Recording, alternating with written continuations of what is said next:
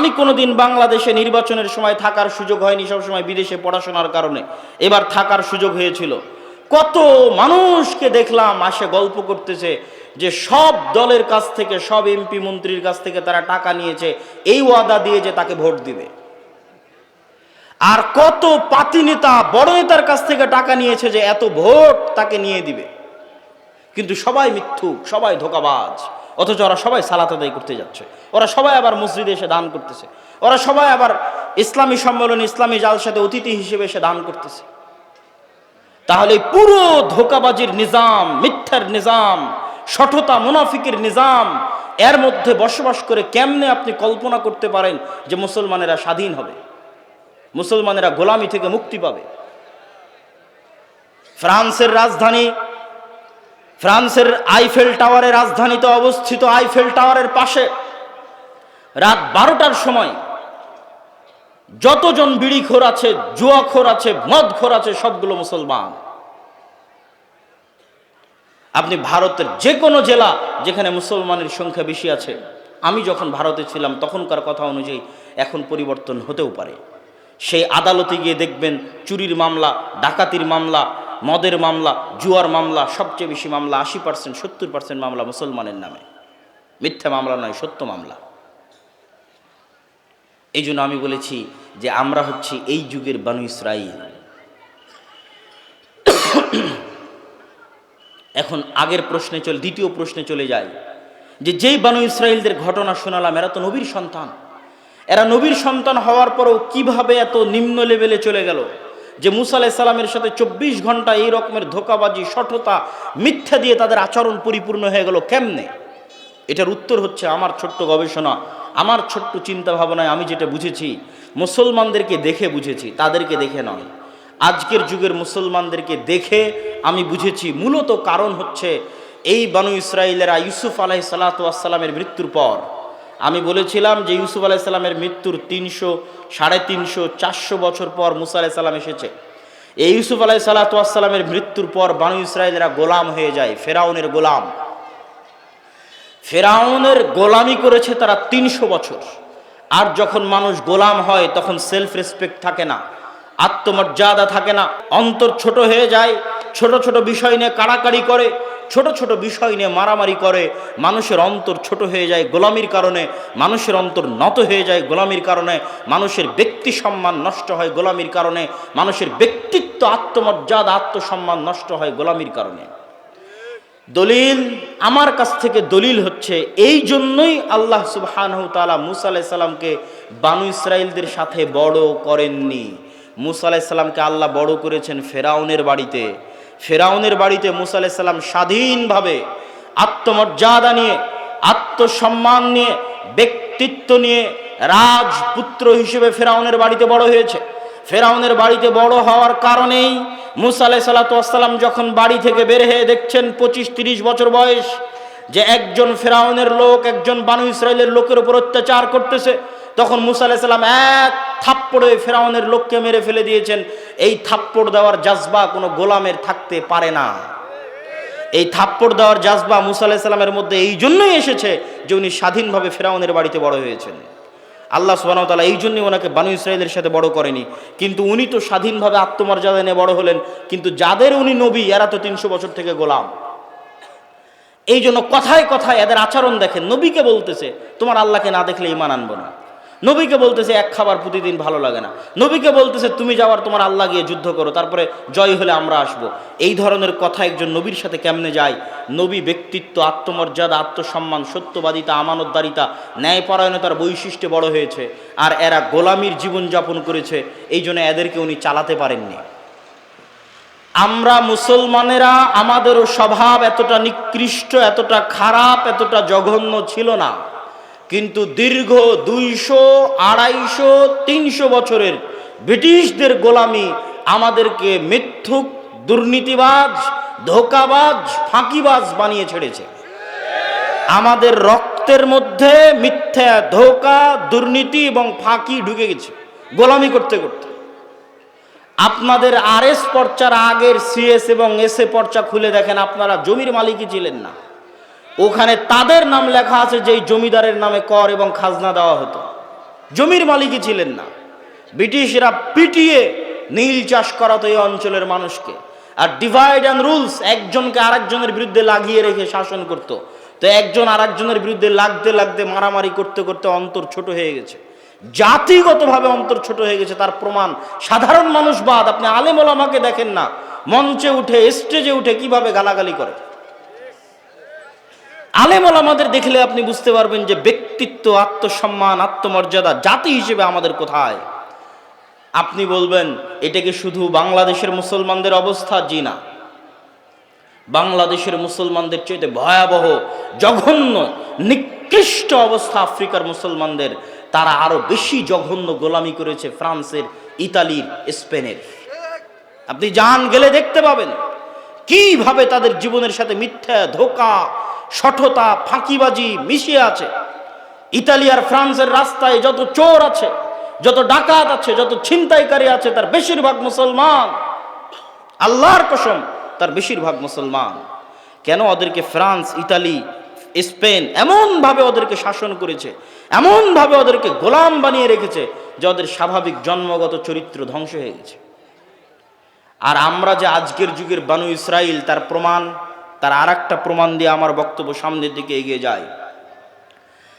ওই যুগের বানু ইসরাইলেরা যে গোলাম ছিল তার প্রমাণ আল্লাহ কোরআনে বলছে, ইউযাব্বিহুনা আবনাকুম, তোমাদের ছেলে সন্তানদের ওদের চোখের সামনে ওদের ছেলে সন্তানদের জবাই করতে ফেরাউন।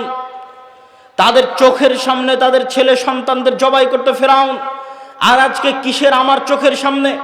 আজকে সারা বিশ্বের চোখের সামনে মুসলমানদের জবাই করতেছে আজকের যুগের ফেরাউনেরা ফিলিস্তিনে, সারা বিশ্বের চোখের সামনে। এই একটাই প্রমাণ করে যে আপনি গোলাম, আমি গোলাম, আমরা কৃতদাস, গোলামের জীবন যাপন করছি। আমরা হচ্ছে এই যুগের বানু ইসরাইল, আর ওরা হচ্ছে এই যুগের ফেরাউন। আর আমাদের স্বভাব চরিত্রের কারণে আমাদের ভাগ্য বানু ইসরাইলের ভাগ্যের সাথে মিশে গেছে, গোলামি আমাদের ভাগ্যে লেখা হয়ে গেছে। আমাদেরকে সততা, ন্যায়পরায়ণতা, আমানতদারিতায় ফিরে যেতে হবে। এই জন্য আল্লামা ইকবাল বলেছেন, সাবাক ফিরে আছে, কি সমস্যার মধ্যে আছে সেটা তিনি ধরতে পেরেছিলেন। সম্মানিত উপস্থিতি, মুসলমানদের এই ভয়াবহ গোলামির চিত্র, ভয়াবহ দাসত্বের চিত্র আপনি যদি দূরবীন দিয়ে দেখতে চান, তাহলে একটি দৃশ্যই আপনার জন্য যথেষ্ট যে মুসলমানেরা কিরকম গোলামি, কিরকম দাসত্বের মধ্যে নিমজ্জিত আছে। একটি চিত্র বলে আমার বক্তব্য সামনের দিকে এগিয়ে নিয়ে যাই।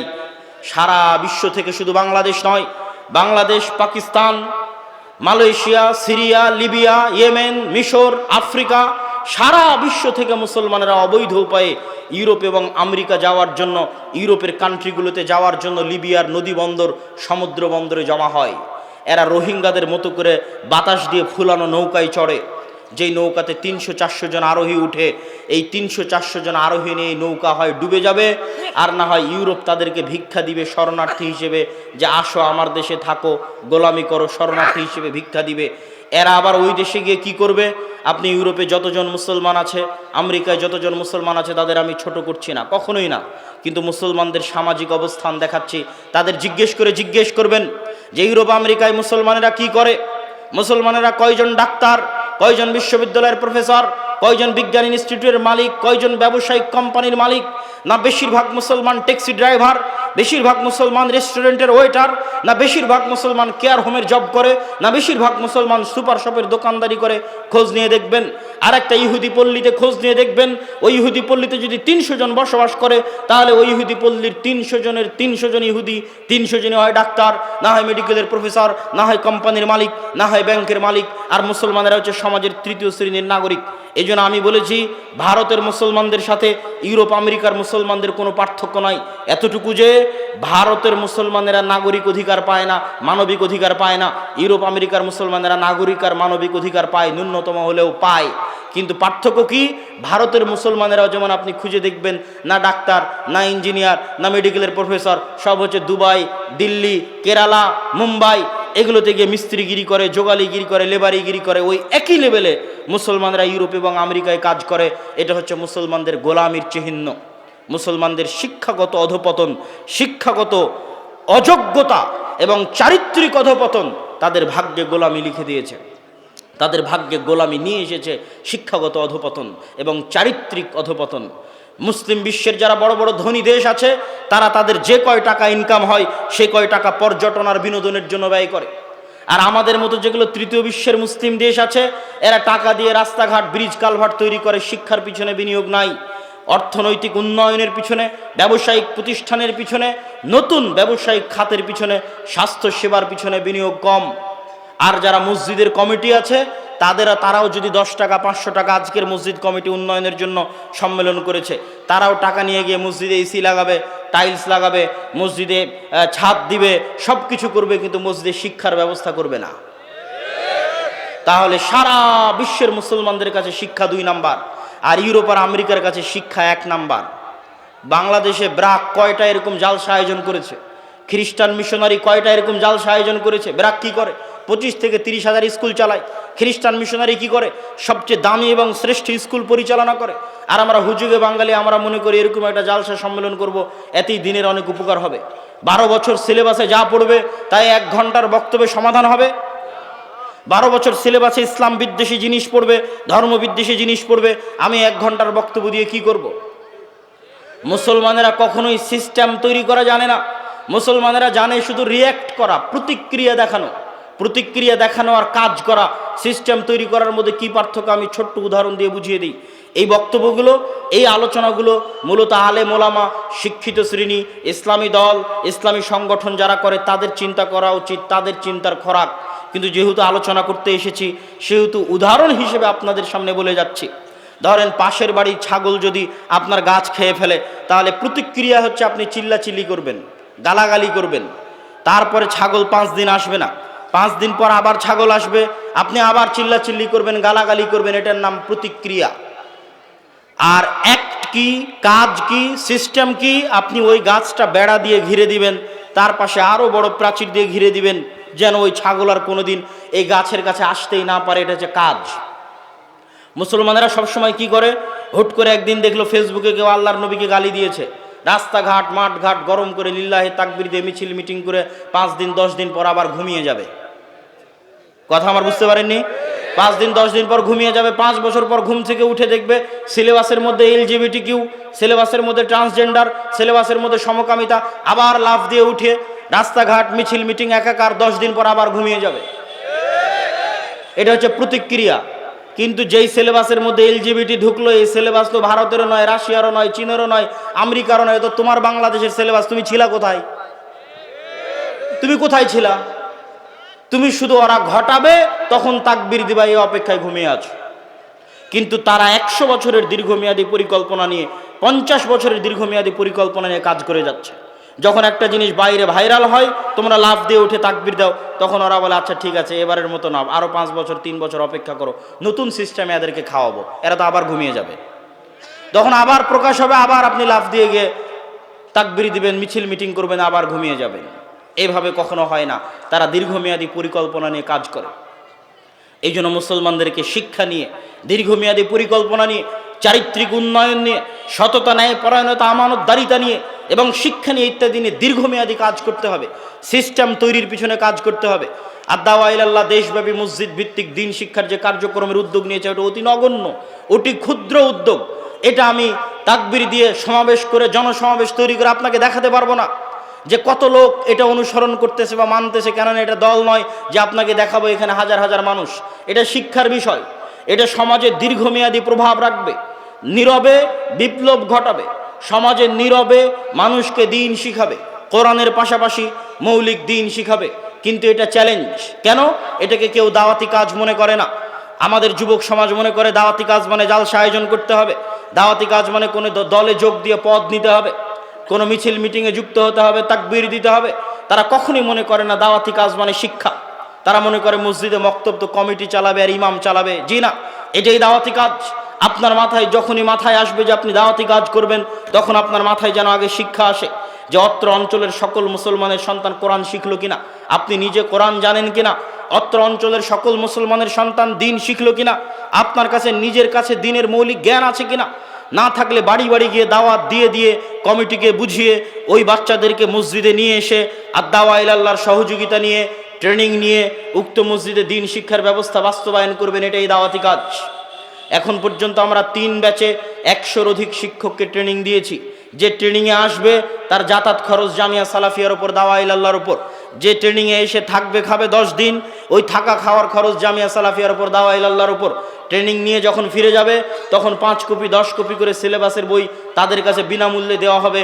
ওই বইয়ের বিনামূল্যে দেওয়ার খরচও জামিয়া সালাফিয়ার উপর, দাওয়া ইলাল্লাহর উপর। আর আমি খাকসার আব্দুল্লাহ বিন আব্দুর রাজ্জাক দেশ ও জাতির ভবিষ্যৎ প্রজন্মের সন্তানের শিক্ষার জন্য ওয়াকফ হিসেবে আছি। যেখানে ডাকবেন বিনা খরচে ফি সাবিলিল্লাহ সেই মসজিদে উপস্থিত হব, জাতির সাথে ওয়াদাবদ্ধ। কিন্তু টাকার বিনিময়ে জালসা থেকে জালসা করে বেড়াবো, এইটা কখনো দীর্ঘস্থায়ী টেকসই কাজ নয়। এটা হচ্ছে হুজুগে বাঙালি মেলার মতো। আগের যুগে যাত্রা হতো, এই যুগে মেলা, তার আগের যুগে মেলা হতো, আর এখন হয়তো আমরা তার আলট্রা ভার্সন, ইসলামিক ভার্সন তৈরি করেছি, জালসা সম্মেলন। তার মানে জালসা সম্মেলনে যে দিনের কাজ হয় না তা বলি না। জালসা সম্মেলনে 2টা দিক নির্দেশনা দেওয়া যায়, জালসা সম্মেলনে 2টা ইমান জাগানো কথা বলা যায়, কিন্তু জালসা সম্মেলনে শিখানো যায় না। ও 12 বছর সিলেবাসে যা শিখাবে আমি একদিনে 1 ঘন্টায় তা শিখাতে পারবো না। এর জন্য আপনাকে মসজিদে আসতে হবে, আমার ট্রেনিং প্রাপ্ত শিক্ষকের কাছে সিলেবাসের মাধ্যমে আপনাকে নিয়মিত শিখতে হবে। ও 12 বছরে ধর্মবিদ্বেষী যা শিখাবে তার আগেই অ্যান্টিবায়োটিক হিসেবে, ইঞ্জেকশন হিসেবে আপনার শরীরের সন্তানের অন্তরে দিনের জ্ঞান, কোরআনের জ্ঞান বসিয়ে দেওয়া হবে, যেন শয়তান তাকে পথভ্রষ্ট করতে না পারে ইনশাআল্লাহ। কিন্তু আপনি যদি মসজিদ ভিত্তিক দিন শিক্ষা বাস্তবায়ন না করেন, তাহলে জেনে রাখবেন আপনার সন্তানকে, যে কোনো মুসলমানের সন্তানকে কোরআনের জ্ঞান না দিয়ে, মৌলিক দিনের জ্ঞান না দিয়ে বর্তমান যুগে স্কুলে পাঠানো সরাসরি শয়তানের কাছে পাঠানো। আর আমি যখনই শয়তানের কথা বলি, ইবলিসের কথা বলি, আল্লাহে আল্লাহর কসম, আল্লাহে আল্লাহর কসম, আল্লাহে আল্লাহর কসম, কাল্পনিক কোনো চরিত্রের কথা বলি না। যে ইবলিস পৃথিবীতে বাস করে, যে ইবলিস আদম আলাইহিস সালাতু ওয়াস সালামকে সিজদা করেনি, সরাসরি ওই ইবলিসের কথা বলি। আমি বক্তব্যে বলেছি শরীফ এবং শরীফার গল্প, ট্রান্সজেন্ডারের গল্প ইবলিস স্বয়ং নিজে লিখেছে। তো আমি যখন বলেছি ইবলিস নিজে লিখেছে, আল্লাহর কসম আমি এটা কাল্পনিক চরিত্র হিসেবে ব্যবহার করিনি। আমি সত্যি সত্যি ওই ইবলিস বুঝিয়েছি যে পৃথিবীতে বাস করে, ওই ইবলিস বুঝিয়েছি যে আদম আলাইহিস সালাতু ওয়াস সালামকে সিজদা করেনি সেই ইবলিস। এই ইবলিসের সবচেয়ে বড় এজেন্ডা হচ্ছে মানুষকে তার স্বাভাবিক মর্যাদা থেকে, স্বাভাবিক মান সম্মান থেকে নিচে নামিয়ে দেওয়া। তাহলে মানুষ যখন এই ধরনের জঘন্য নিকৃষ্ট পশু বৃত্তিতে লিপ্ত হয়ে যাবে, তখন ইবলিস খুশি হবে, ইবলিস শান্তি পাবে, ইবলিস আরাম পাবে। এই জন্য সারা পৃথিবীতে ইবলিস তার এই এজেন্ডা নিয়ে কাজ করতেছে। অতএব আপনি আপনার সন্তানকে দিন না শিখে স্কুলে পাঠালেন মানে ইবলিসের কাছে পাঠালেন। আর সেই দিন আরো ভয়াবহ হবে। কোন দিন ভয়াবহ হবে? আপনি জার্মানিতে খোঁজ নেন, ফ্রান্সে খোঁজ নেন, যে কোনো প্রবাসী ভাইয়ের কাছে, যে মুসলমানের সন্তান যদি স্কুলে যায় আর স্কুলে যদি তাকে সমকামিতা শেখানো হয়, আর বাবা যদি এই সমকামিতার প্রোটেস্ট করে, যেটা আমাদের দিনে হারাম, বা বাবা যদি সন্তানকে শাসন করার চেষ্টা করে, আর ওই সন্তান যদি স্কুলে গিয়ে শিক্ষককে বলে যে আমার স্কুলে যেটা শেখানো হচ্ছে বাবা তার বিরোধিতা করতেছে এবং আমাকে এটা করতে দিচ্ছে না বা মানতে দিচ্ছে না, সাথে সাথে গভর্নমেন্টের পক্ষ থেকে পুলিশের মাধ্যমে ওই সন্তানকে বাপ মা থেকে আলাদা করে দেওয়া হবে, সন্তানকে সেফ হোমে রাখা হবে। মাসে একদিন, বছরে একদিন সন্তানকে আপনি দেখতে পাবেন, সন্তানকে আপনি শিক্ষা দিতে পারবেন না। সন্তান জন্ম দিয়েছেন আপনি, সন্তানের পিছনে খরচ করছেন আপনি, খাওয়াচ্ছেন আপনি, কিন্তু সন্তানকে শিক্ষা দিবে, মানুষ করবে স্বয়ং ইবলিস নিজে। সেই ভয়াবহ দিন এখনো আসেনি। ওই ভয়াবহ দিন আসার আগে এখনো যতদিন আপনাদের মসজিদগুলো আছে, এই মসজিদগুলোতে দিন শিক্ষার ব্যবস্থাকে শক্তিশালী করেন। মসজিদের চাইতে শক্তিশালী হতে হবে দিন শিক্ষার ব্যবস্থা। এমনও বহু মসজিদ গেছি আমাদের 157-58 মসজিদের সফরের মধ্যে, যেই মসজিদগুলোতে এসি আছে, টাইলস আছে, সব কিছু আছে, কিন্তু দিন শিক্ষা, কোরআন শিক্ষার ব্যবস্থা নাই। আবার জিজ্ঞেস করলে কমিটি বলে যে অর্থনৈতিক সমস্যা। তখন আমি কমিটিকে বলেছি আপনার এসি বিক্রি করলে 1 বছর মক্তব চলবে, আর আপনার এসি বিক্রি করা শেষ হয়ে গেলে মসজিদের দেওয়াল থেকে টাইলস খুলে বাজারে বিক্রি করবেন, ওইটা দিয়ে আর কিছুদিন মক্তব চলবে। টাইলস খুলে বিক্রি করা হয়ে গেলে যে ফ্যানগুলো লাগিয়ে রেখেছেন, এই ফ্যানগুলো খুলে বাজারে বিক্রি করবেন, আর কিছুদিন মক্তব চলবে। তারপরে যে মাইক আর ব্যাটারিটা আছে ওটাও খুলে বাজারে বিক্রি করে দিবেন, আর কিছুদিন মক্তব চলবে। তবুও আপনি মসজিদে যা লাগিয়েছেন তার চাইতে শিক্ষা বেশি জরুরি। বিশ্বাস না হলে খ্রিস্টানদেরকে দেখেন, ইউরোপিয়ান এবং আমেরিকানদেরকে দেখেন, তারা আপনার মসজিদের দায়িত্ব নিলে 10 টাকা থাকলে 5 টাকা আগে শিক্ষায় ব্যয় করবে। এরা শিক্ষা জিনিসটা জানে, সিলেবাসের মূল্য জানে। এই জন্যই তো আপনার সিলেবাস পরিবর্তনের জন্য এত চেষ্টা তারা করতেছে। কেন করতেছে? যদি সিলেবাসের কোনো গুরুত্ব না থাকতো, শিক্ষার কোনো গুরুত্ব না থাকতো, তাহলে আপনার সিলেবাস পরিপূর্ণ ইসলামিক হতো। আর বেরাক আর খ্রিস্টান মিশনারিরা বড় বড় জালসা করে বেড়াতো। বুঝেননি মনে হয় যে আপনি বিশাল ইসলামিক সিলেবাস নিয়ে দেশ চালাবেন, আর বেরাক আর খ্রিস্টান মিশনারিরা বড় বড় জালসা করবে, তাহলে তাই হতো না? তো ওরা তো একটাও জালসা করে না, ওরা কিনে ব্যস্ত আছে সিলেবাস আর শিক্ষা, সিলেবাস আর শিক্ষা। তাহলে আপনি কি স্বর্ণের মসজিদ দিয়ে পানি খাবেন? স্বর্ণ দিয়ে মসজিদ বানিয়ে, স্বর্ণ দিয়ে মাদ্রাসার বিল্ডিং বানিয়ে, স্বর্ণ দিয়ে রাস্তাঘাট বানিয়ে ধুয়ে পানি খাবেন? যেখানে যেই মসজিদের আশেপাশে জুয়াখোর, মদখোর, গাঞ্জাখোর, free fire, PUBG, TikTok, reels ইত্যাদি নেশাগ্রস্ত যুব সমাজে পরিপূর্ণ হয়ে গেছে। এই মসজিদ বিরান পড়ে থাকবে। বিরান পড়ে থাকা মসজিদ দেখে এসেছে, আপনিও দেখতে পারেন। স্পেনের কর্ডোভা গ্রানাডায় মুসলমানেরা 800 বছর শাসন করেছে। কর্ডোভার জামে মসজিদে এক ছাদের নিচে এক ফ্লোরে 70,000 মুসলমান মুসল্লি সালাত আদায় করতে পারবে। সেই কর্ডোভার জামে মসজিদ আজ পৃথিবীর সবচেয়ে বড় গির্জা। বাহির থেকে দেখলে দেখবেন মিনার আছে, কারুকাজ আছে, ডিজাইন আছে, মেহরাব আছে, মনে হচ্ছে এখনই আজান দিবে আর এখনই সালাত হবে। ভিতরে ঢুকে দেখবেন মারিয়াম আলাইহিস সালাতু ওয়াস সালাম আর ঈসা আলাইহিস সালাতু ওয়াস সালামের মূর্তিতে পরিপূর্ণ হয়ে আছে। বলেন নাউজুবিল্লাহ। তো মসজিদ তো বিরান পড়ে আছে। এরকম মসজিদ বিরান পড়ে থাকবে যদি আপনি শিক্ষার ব্যবস্থা না করেন।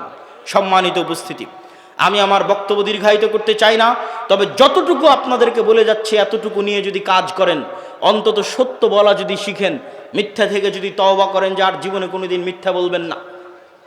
আমি আমার ব্যক্তিগত অভিজ্ঞতা বলি, আমার ছেলে মোহাম্মদ, আমি আগে মনে করতাম ইউরোপ ঘোরার আগে বা ইংল্যান্ড ঘোরার আগে যে তাদেরকে সালাত, সিয়াম, হজ, যাকাত এগুলো শিখাতে হবে। সালাত, সিয়াম জরুরি, কিন্তু এখন আমি মনে করি আগে শিখাতে হবে সত্য বলা, আগে শিখাতে হবে ন্যায় পরায়ণতা, আগে শিখাতে হবে আমানতদারিতা।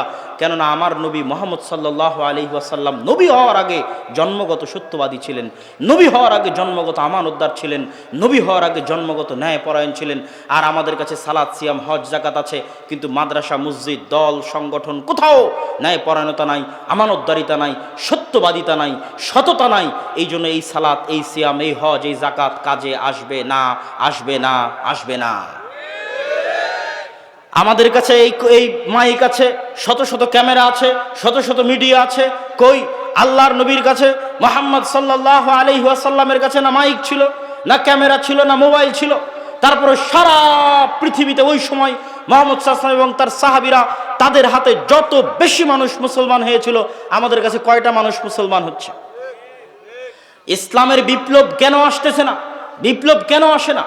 এই জন্য যে মুহাম্মদ সাল্লাল্লাহু আলাইহি ওয়াসাল্লামের স্বভাব সম্পর্কে খাদিজা রাদিয়াল্লাহু তাআলা আনহা নিজে বলছেন, যখন তিনি সেই দিন নবী হবেন, তার কাছে হিরা গুহায় ওহী এসেছে, সেই দিন তিনি ভয়ে থরথর করে কাঁপতে কাঁপতে খাদিজার কাছে এসেছেন। সেই দিন খাদিজা রাদিয়াল্লাহু তাআলা আনহা মুহাম্মদ সাল্লাল্লাহু আলাইহি ওয়াসাল্লামকে বলছে, লা ইউখজিকাল্লাহ, আল্লাহ আপনাকে কখনোই ধ্বংস করবেন না। কেন? আপনি হচ্ছেন তাসিলুর রাহিম, আপনি সেই নবী যিনি আত্মীয়তার সম্পর্ক রক্ষা করেন। তাকরির যায়েফ, আপনি সেই নবী, সেই মানুষ যিনি গরিব ধনী সকল মেহমানের মেহমানদারি করেন। তুইনু আলা নাওয়াইবিল হক, আপনি সেই মুহাম্মদ যিনি অসহায়, দুস্থ, দরিদ্র মানুষের, বিপদগ্রস্ত মানুষের পাশে দাঁড়ান। আপনি সেই নবী, সেই মানুষ, সেই মুহাম্মদ যিনি তাহমিলুল কাল, মানুষের যদি বোঝা ভারী হয়, ঋণের বোঝা ভারী হয়, যাত্রাপথে মানুষের বোঝা ভারী হয়, তাহলে সেটা আপনি উঠিয়ে দেন। এই বৈশিষ্ট্যগুলো যখন আমার নবীর মধ্যে আছে, তখনও সালাত আসেনি, সিয়াম আসেনি, হজ আসেনি, যাকাত আসেনি। এই বৈশিষ্ট্যের কারণে, এই ব্যক্তিত্বের কারণে, এই আমানতদারিতার কারণে, এই সততার কারণে, এই ন্যায়পরায়ণতার কারণে আল্লাহর নবী এবং তার সাহাবীরা যেখানে গেছে, এই ন্যায়পরায়ণতা দেখে, সততা দেখে, আমানতদারিতা দেখে, চারিত্রিক উন্নতি দেখে মানুষ দলে দলে ইসলাম গ্রহণ করেছে। আর আমাদের কাছে সবই আছে, কিন্তু মুহাম্মদ সাল্লাল্লাহু আলাইহি ওয়াসাল্লামের ওই চরিত্র নাই, ওই সততা নাই, ওই আমানতদারিতা নাই, ওই ন্যায়পরায়ণতা নাই, আর ওই শিক্ষার ব্যবস্থা নাই। যেই শিক্ষার ব্যবস্থা আমরা হারিয়ে ফেলেছি, যেই শিক্ষা আমাদের কাছে গুরুত্বহীন হয়ে গেছে, সারা বিশ্বের মুসলমানের কাছে গুরুত্বহীন হয়ে গেছে। অতএব আমি আপনাদের কাছে উদাত্ত আহ্বান জানাবো, আমার বক্তব্য শেষ করার আগে দুইটা দাওয়াত আপনারা নিয়ে যাবেন। এক, আল জামিয়া সালাফিয়া রূপগঞ্জ নারায়ণগঞ্জ 50 থেকে 60 বিঘা জমির উপর এখন অবস্থান করছে। ভবিষ্যৎ পরিকল্পনা 100 বিঘা জমির উপর একটি আন্তর্জাতিক মানের ইসলামী বিশ্ববিদ্যালয় সহ আরও বহু মেগা প্রকল্প এখানে বাস্তবায়ন হবে, যদি আল্লাহ সুবহানাহু ওয়া তাআলা কবুল করে। বলেন আল্লাহুম্মা আমিন। সেখানে 7 ও 8ই মার্চ দেশ এবং বিদেশ সৌদি আরব, ভারত এবং বাংলাদেশ, 3 দেশের আলেম ওলামা উপস্থিত থাকবে উক্ত অনুষ্ঠানে। আপনাদের স্বতঃস্ফূর্ত অংশগ্রহণের আহ্বান জানাচ্ছি, বলেন ইনশাআল্লাহ। পাশাপাশি আর দাওয়া ইলাল্লাহর অধীনে মক্তব পরিচালনা করা এটা উন্মুক্ত, সবার জন্য উন্মুক্ত। আমাদের এখনও 1000 আবেদন আছে। যেখান থেকে আবেদন হচ্ছে, হতাশার কিছু নাই। যদি 160টা মসজিদে যেতে পারি তাহলে বাকি 1000 মসজিদেও যেতে পারবো ইনশাআল্লাহ। আপনিও আমাদের কাছে আমাদের গুগল ফর্ম লিংক পূরণ করে আবেদন জানিয়ে রাখতে পারেন।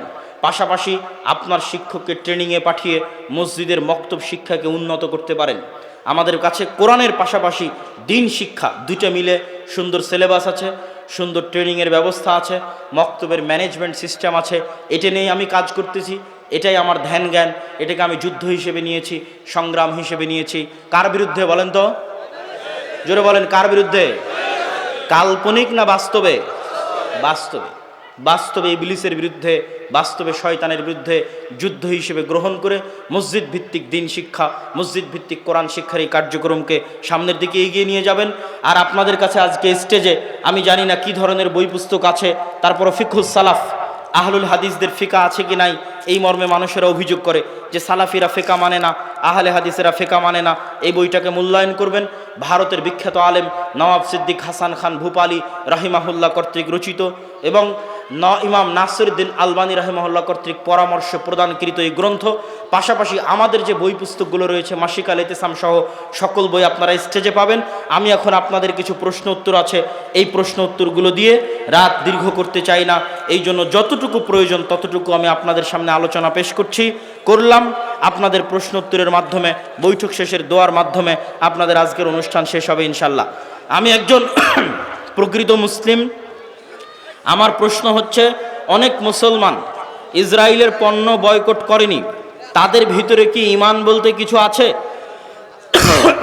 উত্তর হচ্ছে, আপনার প্রশ্নের উত্তর হচ্ছে, কোনো মুসলমান যদি ইসরায়েলের পণ্য এই আশায়, এই নিয়তে কিনে যে ইসরায়েলকে সহযোগিতা করবে, তাহলে সে কাফের হয়ে যাবে। আর যদি ইসরায়েলকে সহযোগিতার আশা নয়, জানে না, অতটা সচেতন নয়, ভুলে ক্রয় করছে, তাহলে তার বিষয়ে কিছু বলার নেই। আল্লাহ সুবহানাহু ওয়া তাআলা তাকে সংশোধন হওয়ার এবং হেদায়েত হওয়ার তৌফিক দান করুক। সহযোগিতার অর্থে ইসরায়েলকে মুসলমানদের হত্যার সহযোগিতার অর্থে কোনো সহযোগিতা করা যাবে না।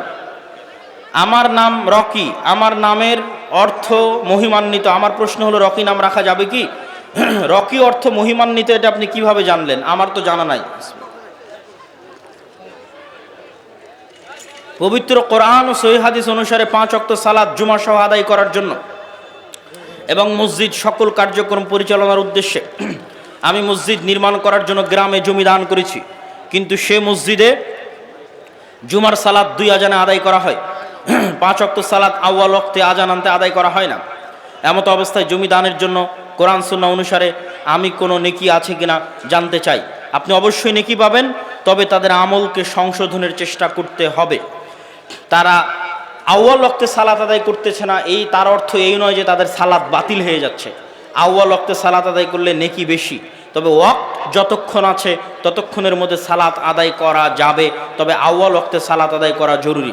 অতএব তাদের সালাত বাতিল হচ্ছে না, আপনি নেকি পাবেন ইনশাআল্লাহ, তবে সংশোধনের চেষ্টা করতে হবে। সহজভাবে বলবেন, আমার রাগ কমাবো কিভাবে? রাগ কমানোর দোয়া আছে কি? রাসূল সাল্লাল্লাহু আলাইহি ওয়াসাল্লাম শিখিয়ে দিয়েছেন, রাগ শয়তানের পক্ষ থেকে আসে।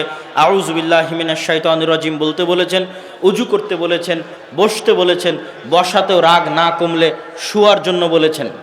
অতএব রাগ কমার দোয়া আউযু বিল্লাহি মিনাশ শাইতানির রাজিম। রাগ হলে করণীয় বসে যাওয়া, বসায় বন্ধ না হলে শোয়া, তাতে বন্ধ না হলে উজু করা। জনাব, তাগুত বর্জন করা ফরজ, তাহলে তাগুত কিভাবে বর্জন করব? তাগুত হচ্ছে শিরক, আল্লাহর বিরুদ্ধে শিরকি হচ্ছে প্রকৃত তাগুত। শিরক বর্জন করাই হচ্ছে তাগুত বর্জন করা, আর তাওহীদ অনুসরণ করাই হচ্ছে তাগুত বর্জন করা। বর্তমান সময়ে বেশিরভাগ মানুষ সামাজিক যোগাযোগ মাধ্যমে দোয়া চায় আল্লাহর কাছে। এটা কি জায়েজ? যে কোনো অবস্থায়, যে কোনো জায়গায়, যে কোনো মাধ্যম ব্যবহার করে দোয়া চাওয়া যাবে। চিঠিতে দোয়া চাওয়া যেমন, সামাজিক যোগাযোগ মাধ্যম ফেসবুকে দোয়া চাওয়া তেমন। আগের যুগের সালাফে সালেহিনরা চিঠি লিখলে চিঠিতে দোয়া করতেন। আমাদের নবী স্বয়ং চিঠির মধ্যে লিখেছেন আসসালামু আলা মানিত্তাবা আল হুদা, এটাও একটা দোয়া। শায়েখ বিয়ের ব্যাপারে একটা ছেলের মাঝে কি কি বৈশিষ্ট্য থাকলে বুঝতে পারবো যে সে আসলে প্রকৃত দিনদার।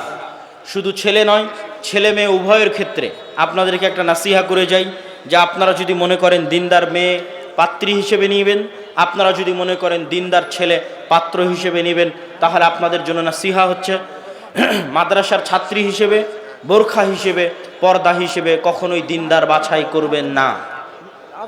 আবারও বলি, মেয়েদের দিনদারিতা দেখার জন্য কখনই মাদ্রাসার ছাত্র, কোরআনের হাফেজ, দাওরা পাশ এবং পর্দা দেখবেন না। কি দেখবেন? মেয়েদের দিনদারিতা দেখার জন্য মেয়ের মাকে দেখবেন, মেয়ের খালাকে দেখবেন, মেয়ের ফুফুকে দেখবেন। মেয়ের মা, খালা, ফুফু যদি নরম আচরণ, ভদ্র ব্যবহার, শালীনতার মধ্যে থাকে, সংসার টিকে আছে, তাদের নামে কোনো দুর্নাম নাই, তাহলে মেয়ে জেনারেল লাইনে হলেও দিনদারিতা।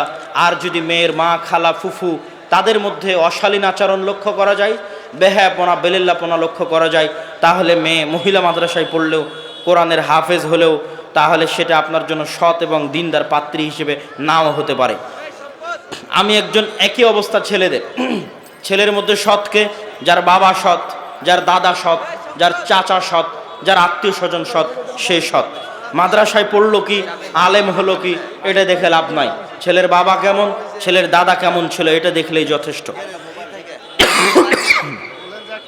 আমি একজন ব্যবসায়ী, আমার প্রশ্ন হলো, আমি অনেক সময় মাছ ধরেন 800 টাকা কিনি, এখান থেকে ভালো মন্দ বিবেচনা করে একটি 950, অন্যটি 800 বা 750 বিক্রি করতেছি।